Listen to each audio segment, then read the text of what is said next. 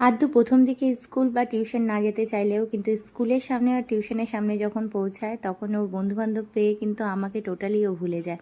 তো hello hi everyone, আরেকটি নতুন ব্লগে তোমাদের ওয়েলকাম। তো আজকের ব্লগটা শুরু করছি টিউশন থেকে। তো আদ্যু প্রথম দিকে টিউশনে যেতে চাইছিল না, এসে কিন্তু বন্ধুবান্ধবকে পেয়ে ও ভুলে গেছে, আর আমিও আমার বন্ধুবান্ধবদের পেয়ে গিয়েছিলাম। এখন তো সব মারাই বন্ধুবান্ধব, তাই না?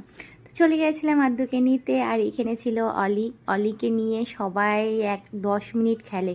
এই মা বাবারা যখন ছুটির পরে 10 মিনিট লেট করে নিয়ে আসে না, ওইটুকু টাইমটা হচ্ছিলো ওদের জন্য, প্রত্যেকটা বাচ্চার জন্য হচ্ছিলো গোল্ডেন টাইম। ওই ছোটো বুনুটাকে নিয়ে ওদের কাছে খেলাটা হচ্ছে কতটা যে প্রিয়। প্রত্যেকে কিন্তু অলির সাথে খেলে আর কি।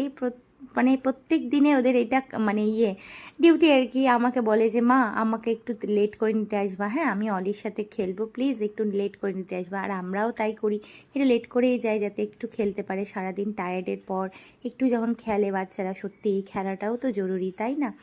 তো আদ্যুকে টিউশন থেকে নিয়ে চলে গিয়েছিলাম বাড়ির দিকে। তখন আদ্যু বায়না করছে আমি ফুচকা খাবো, অনেক দিন ধরেই বায়না করছিল। তো আর মেয়ের বায়নাটা শুনলাম। আর ফুচকার দোকানে যাব আর আমি ফুচকা খাবো না, এটা কখনো হয়? আর লোভটা না একটু সামলাতে পারি না গো, আর ফুচকা দেখলে তো আরোই সামলাতে পারি না। আর এই হচ্ছে আমার ফুচকা লাভার ছেলে, এত ফুচকা খেতে ভালোবাসে কি বলবো।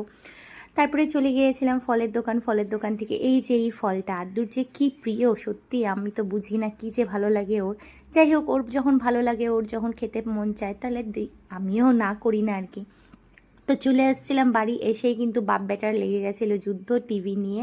এতক্ষণ অরিন্দম দেখছে, এখন দেখবে আদ্যু। তো এই নিয়ে ওদের ঝগড়া টগড়া মিটালাম, তারপরে চলে আসছিলো অরিন্দমের বন্ধু। তো খেয়ে আমরা তিনজনে বসে, অরিন্দমের বন্ধু মানে আমারও বন্ধু, তিনজনে মিলে বসে টসে খাচ্ছিলাম চা আর ছোটোবেলার সব গল্প টল্প। সময়টা বেশ ভালোই কিন্তু কেটে যাচ্ছে আমাদের সবার।